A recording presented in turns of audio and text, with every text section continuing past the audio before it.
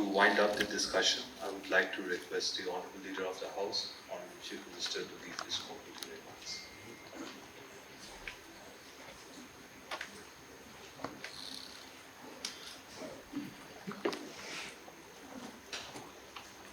Speaker, sir,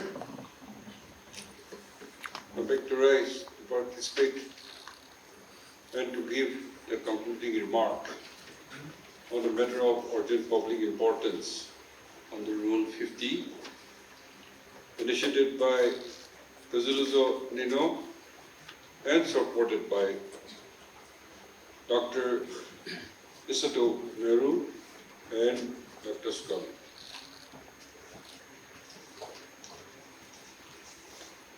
I'm grateful to our honorable members for initiating this discussion. As mentioned by Kazulizo Nino, he wrote a letter to me from the Northeast Indigenous People Association and wanted me to take up this issue. So I referred that to the Honorable Speaker, and I thank you for giving us time to discuss this thing in the House. It is very important that all the honorable members are concerned about the safety, the right, and the protection from what of our rich culture tradition and our indigenous status. I feel that Nagas, fortunately or unfortunately, when Britishers came to Naga Hills way back in 1832 onward, and we fought with the Britishers for more than 6 decades. When they ruled more than 200 years in the Indian subcontinent, they could defeat all the kingdoms and took over the whole continent. For Nagas, we don't have kingdom, we don't have leaders, we are not organized, but they have to fight with all the villages, tribal leaders, under tribal leaders' guidance, and concluded a peace treaty only at 1879. Though they had administered the Naga Hills, they did not interfere into our rural local bodies because they have seen that Nagas are different, unique. They have rich tradition, culture, and in fact, because of that, they feel that Nagas should be preserved, protect, and promote. And that's how they had passed that Bengal Eastern Trading Revolution Act, which we had discussed in this house and outside the house, 1873. In that, when you read, I think it is very clear that from the mainland India, people come into Naga Hills or to the tribal areas, they need inner line permit. They can come with permission, but they cannot possess land, immovable properties. They cannot even buy or take away the antiques or artifacts which are our ancestors. If any is caught, fined and also jailed. So that kind of restriction. And that's how our system was developed. And in that, Naga aspiration to be free from India. And finally, the Oregon Nagas that signed 16-point agreement.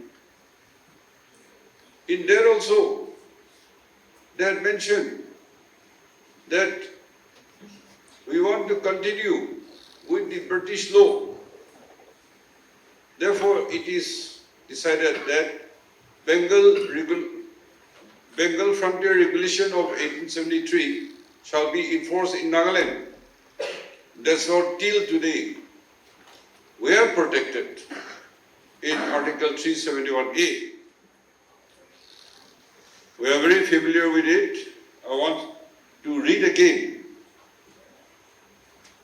371A, special provision with respect to the state of Nagaland. 1. Notwithstanding anything in this constitution, and in that, 1, number A, no act of parliament in respect of religious or social practices of the Nagas. 2, Naga customary law and procedure. 3, administration of civil and criminal justice involving decision according to Naga customary law. And 4, ownership and transfer of land and its resources shall apply to the state of Nagaland unless Nagaland Legislative Assembly by a resolution so decide. So, the white people, Britishers, when they came, they recognized us, they protected us. When we came under the Indian Union, they gave us the 371A special provision in respect of the state of Nagaland. We are well protected, and that's why even today we have this ILP system in our state. And like other hill tribals, Mizoram, Arunachal, and hills in Manipur, people, the Nagas. And therefore, I feel that today this confusion is created because we ourselves are not doing our duty. As a government, as a tribal law, as a civil society, as a responsible leaders living in the village or in any organizations. But I'm happy that today we are discussing this issue, and Dr. Chilito and Rosalizo, Jacob Zimomi,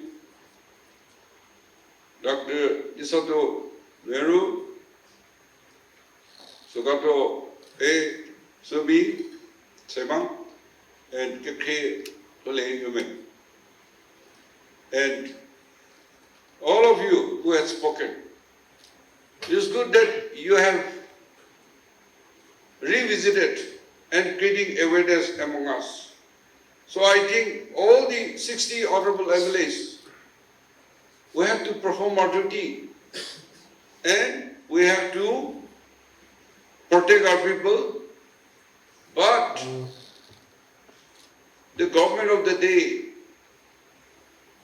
decided that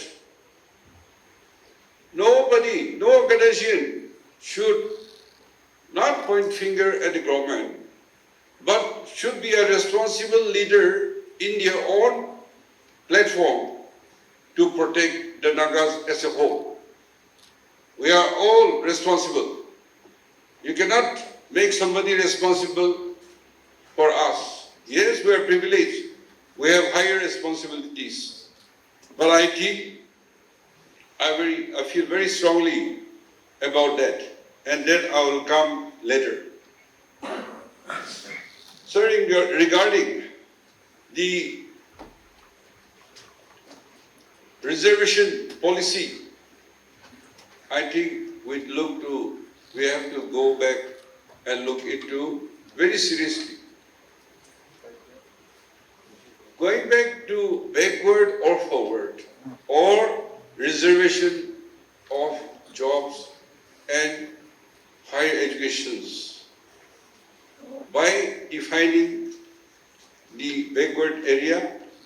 the tribe and the forward. Yes, it is very interesting, and I thank and appreciate Dr. Chiludo for bringing his suggestions in our discussion, and it is well taken. It is good that all the honorable members and our officers and people in the galleries with our journalists, it is being brought to our knowledge, and we appreciate that it made us more aware and make us all responsible to see that we do maximum justice in reservation policy also, and also support the weaker section in our society. One thing I feel that I want to refer to and discuss is the Northeast Indigenous Peoples Organization. As mentioned by honorable speakers, some state like Tripura or even in Assam, the indigenous people are backfooted because the migrants are more than them and they have taken over the government also, or there are elected members in the house holding responsibilities. They are in real trouble. But because of that Bengal Eastern Frontier Regulation Act 1873, and to continue with that, Bengal Frontier Regulation of 1873 shall be enforced in Nagaland. That's why we are better protected. Plus, Bengal Regulation Act is explicitly said that no outsiders, no non-indigenous can have land and immovable properties. Now you think of America, USA. If, say today, Donald Trump or Obama, all these people are also migrants to America, from Europe, from elsewhere. It's a country of migrants. And they are not indigenous. Mind you, I tell you, they are not indigenous. In Nagaland, we are recognizing only people who are known as indigenous in the country. We can consider.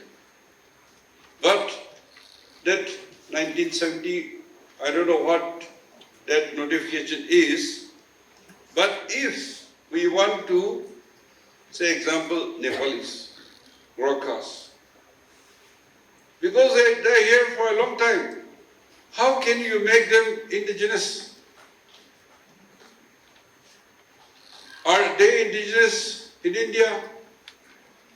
Are they indigenous in their original kingdom of Nepal? I'm not against anybody, but our government, the past governments, if the officers did not think seriously, the indigenous is different. And other migrants who come and sit with us as permanent residents are different. You see, 60 house MLA, only one seat is open for any Indian citizen. 59 is reserved for indigenous inhabitants of Nagaland. Nagas, inhabitants of Nagaland. And therefore, don't take the indigenous very casually. When we said the recognized tribe of Nagas, RIIN, Registration of Indigenous Inhabitants of Nagaland, have set up a committee. And who are the authorities? It is the village council. And his head GB, a church leader, a general secretary, and there is a board. They have to identify who is indigenous, who is not indigenous, who is native of that village. It is not the state government, nor it is an administrator. It is the village council who can certify that he is native of that village. Because I know everybody, everybody knows me, and I know everybody. So I think we should not be confused. I'll come back later to that. I have been carried away. I want to come back to that reservation area. In this reservation of jobs or studies, we made backward reservation. And therefore, what Dr. Tiludo had brought up, it's a real mind opening. It's things to really appreciate for speaking out his mind. To make two categories. But I would like to highlight, since the state government had earlier also come up with so many committees, and government is receptive to the concern of any issues raised by the tribal hosts, civil society, or our honorable members. In order to examine these issues comprehensively, earlier the state government has constituted various committees at different stages. To include, let me mention few. Bado Committee in 2005, Gavitsada Committee in 2008, and Temjentoi Committee, which examined and recommendations was given, and also again Gavitsada Committee in 2010. At present, the cabinet also had set up a cabinet subcommittee under the chairmanship of Honorable Deputy Chief Minister Sri Y. Patel to examine the reservation policy of the state government, and the committee submit its report on October 2021, broadly recommending that a comprehensive review of the state reservation policy should be done on the basis of 2021. But you know that census 2021 has not come. Our latest is 2011. And we have seen the variation of 2001 and 2011, which has created a history in the census in the country. And the reservation policies, some views are given at this presence by a group of tribal leaders, and also the government feel that we are taking everything, and then even more pressure was given for review was the Konyak Union, because they are also one of the largest tribe, and they are the most deprived tribe, because they have to wait for the roster to reach them. And so even the smallest tribe get roster, they get the same number of that roster, tribe-wise, not population ratio. And so they are facing problem. And like many issues are taken up. So while appreciating, we will go into all these things, and a good suggestion can be taken up. And as stated, on the demand of many agencies, including some tribal hosts, we have set up a commission to look into all these grievances. In some of my statements in a public address, I mentioned that if we can do the administration reform and our backward quotas reservation also together, a whole Nagaland, not at piecemeal. That was our design. But it is not a government decision, it is my opinion. But anyway, that can be worked out. So that should not be an issue.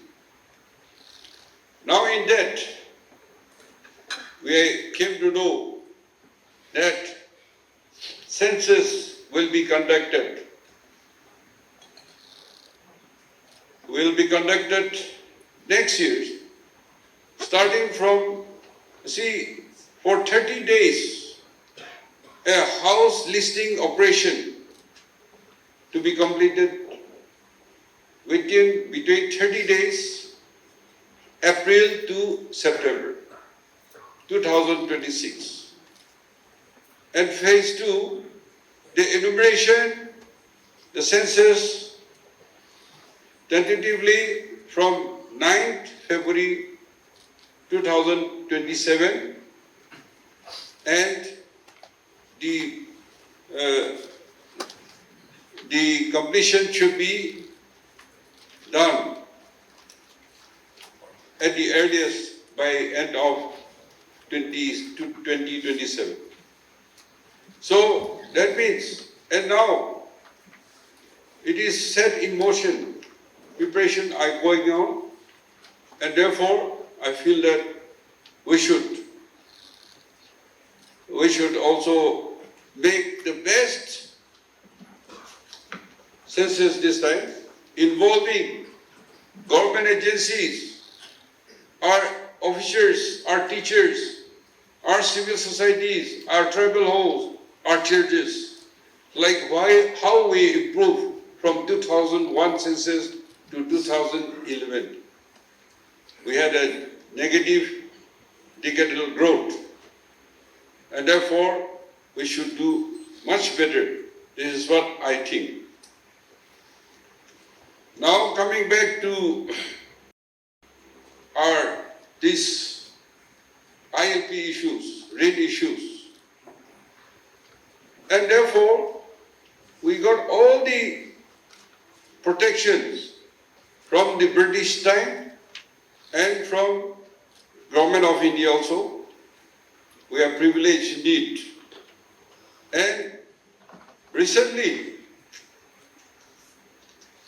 already notified the cabinet decision of notification dated 20th September 2024. In this, RIIN, Registration of Indigenous Inhabitants of Nagaland. It has been notified on 21st September 2027. And as I had mentioned, a member of the village council, the chairman or anybody as convener, head GB, senior most by age, president of village youth organization, head teacher, female VDP member, representative of village women organization, representative from the care of that applicant also, and one representative from the church community. This is already notified. And so, for this, any Naga tribes it is notified, and anybody who wants an indigenous certificate for himself or for his children, whether he is native from that village, his parenthood, ancestors and grandfathers, that descendant. But on the same date, we had issued another notification. In that, Nagas did not enumerate like writing an electoral roll, but set up a committee to certify the genuineness and recommendation of a person who is applying for indigenous. But for the other non-Nagas tribes, Kuki, Kachari, Garo, and Mikir, we call it now Karbi. So they were asked to do the enumeration. And for the Nepali Gorkhas also, 31st December 1940 is the cut-off date, and for other 4 tribes were 1963. You see, unless you enumerate, then you have come before that, and if anything gives a wrong certification, that village council or that tribe, the authority, the case will become a criminal case against them. If they are certifying wrongly, falsely. Sadly, some tribe of these 4 went to court, to High Court, that why only 4 tribes should do enumeration? Why not all the Nagas also? I tell you, indigenous, I don't go against setting up a separate department. But Home Department is handling very well, and we are passing out all these responsibilities. And if necessary, we should set up. But for these people, unless they do enumeration from the cut-off year, judging from their electoral roll or their property, their patas, otherwise, how many cookies are there in the Northeast? Manipur incidents. And then there are a lot of migration. You know, in Mizoram, there are more than 1,000 refugees still now. Zoo cookies. But here, since they have villages, this Kuki, Kachari, Garo, Bikirs, they have villages, except Kukis who are spreading from Gaspani area to Peren Atipong.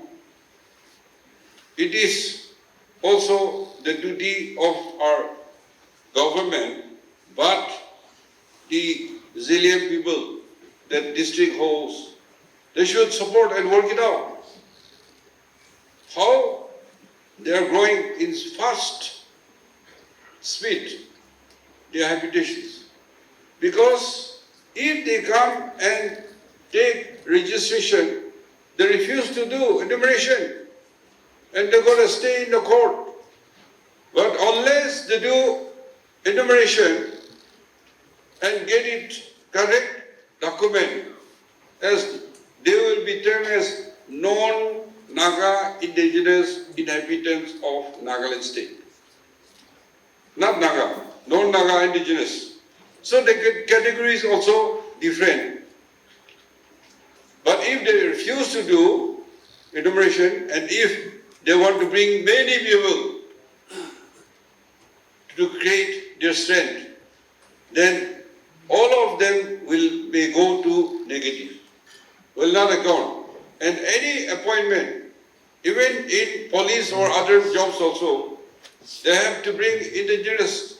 And unless the list of the enumeration, their name is not there, they'll get disqualified. They'll not get what they ought to get also if they don't cooperate with the government. So it is for everybody to know. And those who have come before even India independence, from plain people or from migrants who come and stay with us, they cannot get indigenous like us, like how I'm giving example. Even Obama, even Donald Trump, the most powerful person in this earth, planet, they are also not indigenous. They are citizens. Americans, indigenous people are, Red Indians. In Australia, the indigenous are aborigines. And in every country, there are some indigenous people. Their category is different. Here, since 90 plus is indigenous, we feel that nothing can threaten us.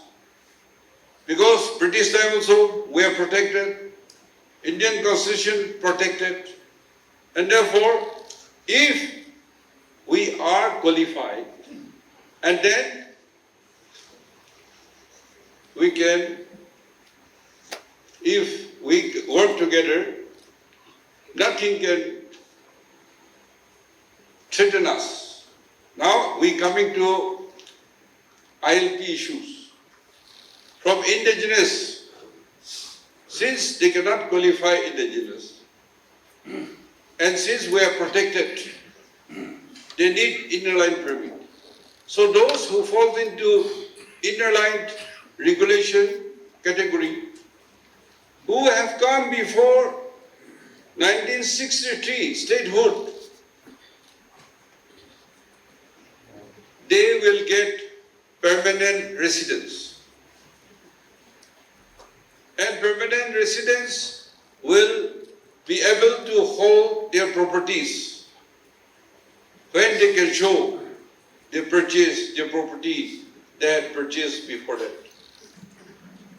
And if they are genuinely Indian citizens, then those who come and working now, investment, business, 1963, after also, they can come with permission. They can get a category of temporary residence. Temporary residence. All this notification of 14 August 2025, we have issued this notification. I think all the honorable members, the officers, HODs, AHODs, you have to educate our officers, our government servants. What cabinet has decision has taken? What the notification says? And like that. And then the contractors, the house owners, and people who are coming for works. Contractors under them, how many mechanics, carpenters, helpers, laborers, what category? You have to certify that under your firm, your company. So many people are working with me in this side and that side. You can segregate and you have to record, register by paying registration fee. Then the house owners has to certify that certain people are residing in a house. You have to certify. The shops they're running, house owner they have to certify. And they can get themselves registered. They will get business card or some enough time given to them, which can be renewal. Then the villages, all the villages in Nagaland, in your village, if there is any non-Nagas staying in your village as your worker, in your farm, or in your kheti, or working in your family, it is the village council who have to certify that so many people, these people are in our village, staying with this, with that, and they have to register with the administrative officer. They have to pay the registration fee. And 33% of the fee will be returned to the village council for maintaining the register. So that if everybody works, then there will be no problem. And then for transit, coming from train, from aeroplane, or traveling by highway, by their vehicle, their traveling ticket, there is no ILP required. It's a transit. And for government servants, non-Nagas, their working certificate, identity card, and their dependents will be issued. And no Indian citizen should be unnecessarily harassed. And in Dimapur, Newland, Chumukidima, in the border areas, say like Karbi neighbors or Assam neighbors, when they come for education, for health checkup, or for shopping, they only have to show their identity card that they are Karbis, they are from these places, and they can do that, come for their daily works. And for the daily wages, if they are coming daily, they can register themselves for 1 month, 3 months, 6 months, and pay fee, so that they only have to show their ID card of that registered, and then they can extend through online also. So all these things are issued, and every individual has to be responsible. Now interestingly, in this, the other day, APO president and team met me, and they said the notification is good, and the students and other agencies are checking, and they are creating problem. They are also imposing fine and taking money. So, to regulate, APO wants APO app on mobile system base, so that any people who stays in the villages or in the towns will be in their apps, so that they can also support the government. And I think this will be a model if a district can come up like that. In all the districts, that apps can be developed, so that a system will be developed. And so I think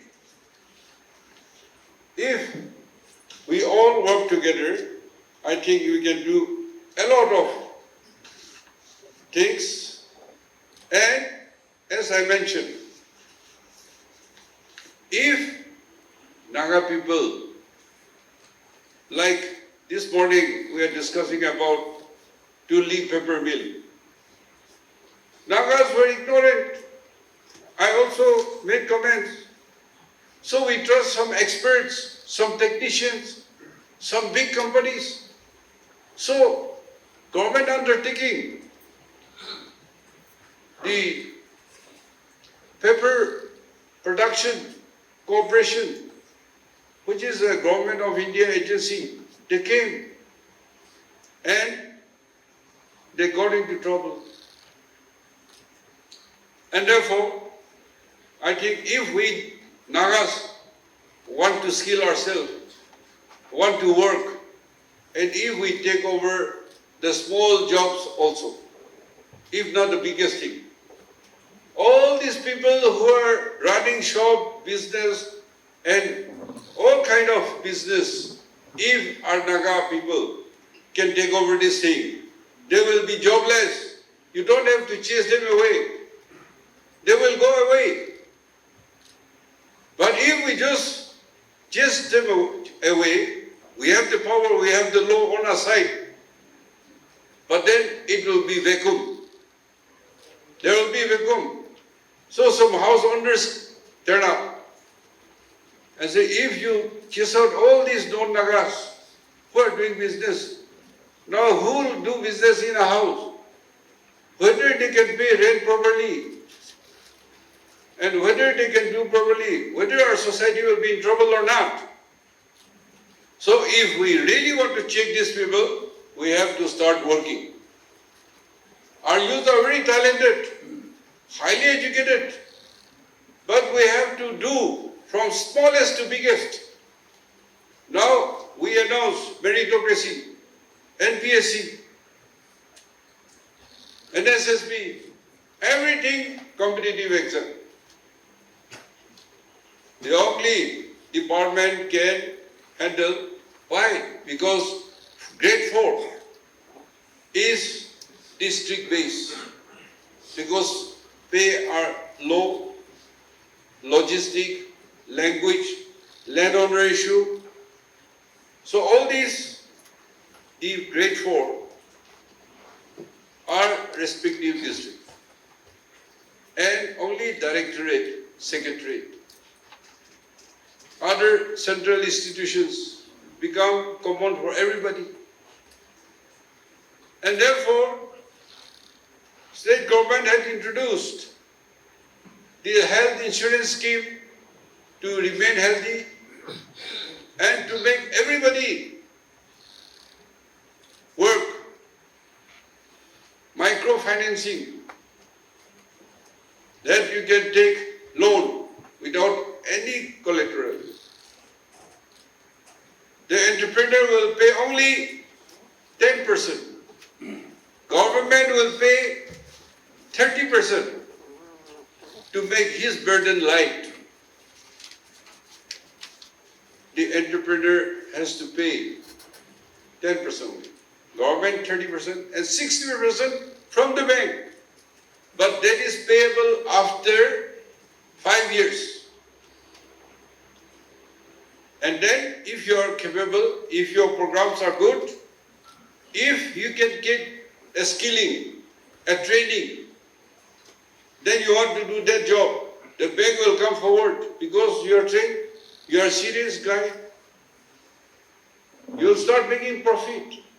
Everybody from self-help group to cooperative societies to individuals in farming, in veterinaries, in entrepreneurship. So everything is possible. And therefore, I feel that it's a time to wake up and start to work together.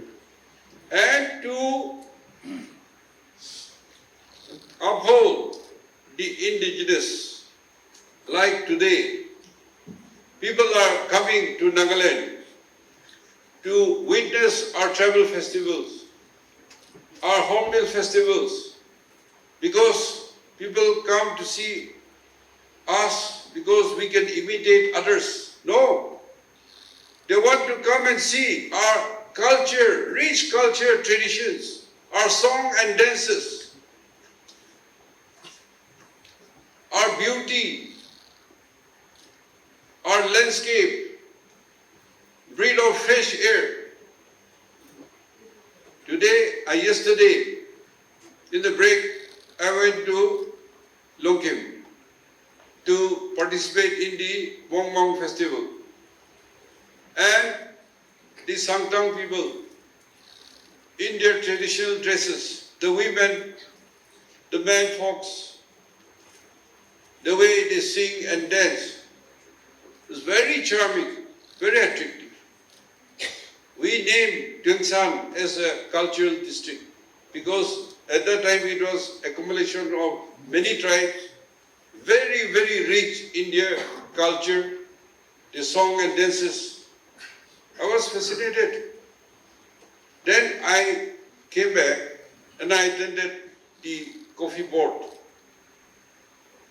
Coffee Board of India, they have the executive national level meeting in Kohima. And because we are growing coffee, they heard and they wanted to see. Today they are making field visits. And they assured me that they will help our state. They want our state to be identified as a destination of coffee and coffee producing. This year in the Hornbill Festival, we will make a coffee festival separately. How many producers are there, how much we are doing, and how it is being coffee beans, roasting, and taste of coffee. So, high appreciation. They want to come and partner with us because the farmers, the producers, they are mostly in that member. There were 2 MP from Lok Sabha and 1 IS cadre is a member secretary. And so, those are professionals. We have so much opportunities. Our lands are fertile, but we are complaining. For everything we complain without doing anything.